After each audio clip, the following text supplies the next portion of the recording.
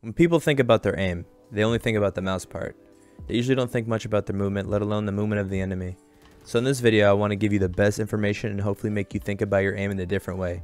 Because that's what people usually refer to, is their aim. But that's not the case. Sure, you might have missed some shots, but for something like Valorant where there's movement penalty, you might have a good aim, but bad movement. So we should look at aiming as mechanics involving your movement and your aim against a target that usually is moving as well. The things that I want to talk about in this video is aim. Subcomponents of aim, like crosshair placement, tracking, flick accuracy, resetting your gun, and calm aim versus montage aim. So for movement, I want to talk about counter strafing, short strafes, long strafes, strafing and bursting, crouch spraying, and getting tagged and tagging them. In FPSs, if you want to rank up, you need to increase your mechanics. So I've had my fair share of aim training. I have about 305 hours across Aim Labs, Aimtastic, Aim Trainer Pro, and Kovacs. I'm confident in my aim, and I think the thing that made my aim the best out of everything is actually playing Valorant. Coming from a non-aim intensive game like Siege made me aim train a lot to get my aim better and pass competition. However, I feel like in Valorant, it's more important to play just Valorant. My favorite of all these aim trainers though right now is Kovacs because they have so many different scenarios. However, anyone will do, especially if you don't want to pay $10. Aim training for sure helped me in the early stages of switching to PC. However, now I feel like for me, playing Valorant more just helps me get better faster because every time I aim against someone, they're moving back as well and they punish me if I miss.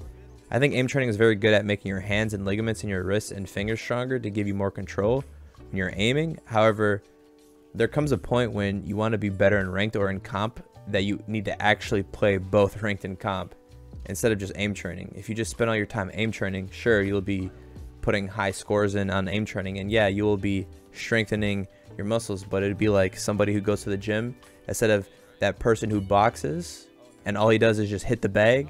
When he actually gets into the match, like, sure, he'll be good at hitting the bag and he'll be in shape and he'll be strong, but will he be able to hit his opponent? You see what I'm saying? So deathmatch is very good if you want to get your mechanical skill up, which helps both your movement and aim against multiple people while having to flick, keep crosshair placement good, and creating second nature aim. However, just because you win all your death matches because you have your volume cranked all the way up and you pre-fire everyone you hear walking won't get you better. Either turn your sound off or have your audio barely audible and play death matches like that. Put music on, you know what I'm saying? Just chill. Remember, it's just training, making muscle memory. If you want to be better in ranked, you will have to play more ranked to have the game sense to compete, not just the aim and the mechanical skill.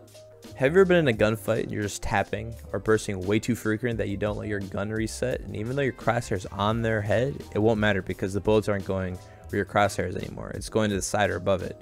Making sure you understand and can feel the time of your gun resetting will improve you as a player so much because you will get the kills that you need to get instead of whiffing because you didn't let your gun reset. How to improve this: you can go into the range and just sit there for 15-30 minutes and just shoot at the wall or bots and keep having your gun reset perfectly while strafing back and forth just to get the rhythm and muscle memory down and to get the timings of your gun resetting. When you do this, you want to spray like, you know, like bursts, like you want to do like the 2-3 burst, which it resets a lot faster. Then you want to do like the 5 to 7 burst, and then if you want to get really crazy, you could do like about 10 bullet bursts and have it reset and keep doing that, because each like certain amount of bullets you go into the mag or the spray, the reset's a little bit different on time. Deathmatch also helps this, of course, but you don't really need to shoot real targets. You just need to get down the timing of your gun resetting for both the Phantom and the AK, or pretty much any gun, but the other guns will, you know, come too, so you could just probably focus on rifles. Alright, the next thing I'm going to talk about is calm aim versus montage aim. Calm aim has crosshair placement while being able to flick and track while not twitching everywhere. I mean, also montage aim has this too, but you'll see what I'm saying. People like watching content creators with montage aim because they flick a lot and get a lot of flick kills, but they have so much wasted movement that their aim is really inconsistent and they die a lot while being out of position. Also, they'll flick off of a target to flick back onto them to make the kills look better. It's just a really bad habit, and their aim is always out of position because they want to flick to kill the guy instead of having the proper aim to where the guy actually should be or is going to be. Montage aim relies on aim too much, and in my opinion is worse than calm aim in the long run because of the bad habits that it creates. That is, if you want to go pro or be the best, you'll want to cut the montage aim out of your playstyle. It's just about being disciplined and really getting a specific style of aim and beating your craft in. Movement is obviously pretty standard, right? Like it's left, right, up, down. However, movement is so important in survivability and killing people. If you have bad movement, you will die more than you need to and get less kills than you're supposed to get. Have you ever played somebody who's just on a corner and just jiggling you over and over and over and over again, and just he keeps hitting you for like 20 damage, 30 damage? It depends what kind of gun he's using, but he just keeps tagging you and tagging you and tagging you, and then he finally swings and you're so lit that he just one taps you because, well, you've just been hit so much. And have you ever also played against somebody whose movement is so hard to hit that you just cannot hit their head? You can't even hit their body. They're just so hard. You're moving and they're moving and you just can't hit them. Movement is so important in gunfights. It's not just aim. It's about you not being able to get hit as well. Counter strafing is just stopping your movement, obviously, with the opposite directional key. You go left, you stop with the right movement key, and if you are moving to the right, you stop with the left movement key. This is really important too. A lot of people don't actually counter strafe, which is kind of crazy to me, but people who are new into Valorant, who've never played a game like this, they don't really know to counter strafe. How to practice this: go to the range or DM and just counter strafe. Just burst or shoot and kill in deathmatch while resetting your gun every time, and counter strafe, no crouching. Okay, so when you counter strafe in deathmatch, you do not want to crouch. You just want to keep going back and forth every single time you get a kill, or you don't get a kill. You just always counter strafe, no crouch at all, just to get your counter strafing better. So the next part is about strafing. Okay, so there's two types of strafes. There's short strafes and long strafes. When you're short strafing and you're peeking somebody, you don't make any noise. Okay, if you do it correctly, there's like a certain amount of distance that you can move without making noise, and you can get a good peek in. And the reason why short strafes are good and you wouldn't want to just walk peek is because, well, it's not a good peek. Walk peeking is just not good. And long strafing, you usually long strafe when you have to commit to a long fight. You know, there's a guy super far and you need to swing in super deep to get the angle. That's when you would long strafe. So when you short strafe, the time to shoot is faster. Like your counter strafe and your momentum is slower, so you can shoot faster. Now if you long strafe, you have to wait longer to shoot, so you have to get the timing on as well. I mean, obviously you counter strafe in the long like, you know, swing, but it's also slower to shoot. So to understand that, you gotta play, and you'll see what I'm saying. You just gotta feel it. Crouch spraying is pretty basic. Okay, I'm gonna give you an example. So when you're swinging to the right, all right, and you're crouching like on the person that you want to kill, don't just crouch. Okay, you actually have to counter strafe then crouch. It's got to happen all at the same time. So when I was first new to Valorant, and even sometimes I still have a bad habit with it, I swing and I just crouch because it slows down your movement when you crouch, but it doesn't do it as fast as a counter strafe. So what will happen is you'll mess up like your first like 2 or 3 bullets in a spray, and if you're right on his head, then it'll obviously, you have to correct for a spray now too. So instead of having first bullet accuracy, now you have to correct for a spray, and your movement's just bad.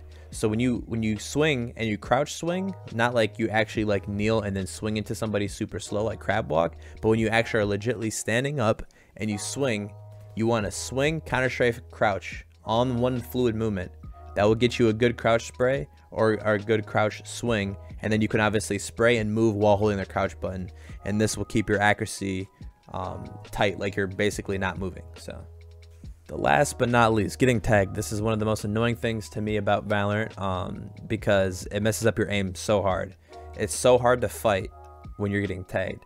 You know, you're playing against somebody, your movement's good, you're counter strafing. All he has to do is hit you with one bullet, and then you're in quicksand. Okay, so now when you're in quicksand, it messes up your aim, messes up your movement.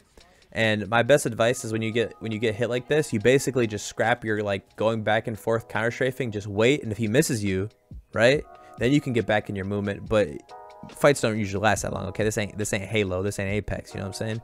So when you get tagged, you just got to realize at that point, just stop shooting, right? Get your movement correct, and then fire, you know, at the target, right? It's a lot easier said than done, because this is the times that I die most, is when I get tagged.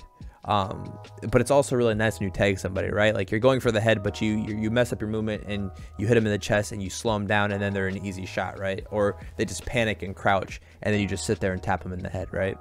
You guys know what I'm talking about. You've probably had this before, but that is a really big component of this game, is tagging people and not getting tagged. So that's why you want your movement good, because you want to be in a position where you have cover and you can get in the peak and out of the peak, right? So you can jiggle peek, you can jump peek, you can do all that stuff, right?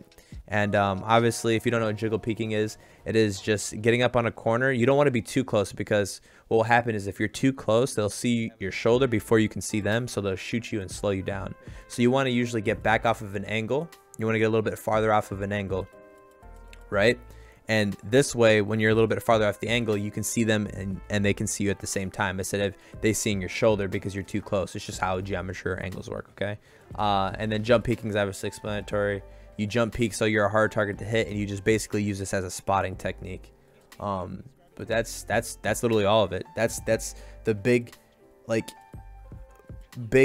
just behind a movement and aim, and just all these like little single things. Like it could be just something so like simple as like, oh wow, it's just jiggling. But if you can master jiggling, you get so many kills, you know what I mean? So you just do all these things, and you just try to just work on these daily and get all these up. So hopefully this was coherent, like you actually could understand what I'm saying, and I didn't mess like up my explanations, and hopefully it was good. So yeah, thanks for watching it, and later.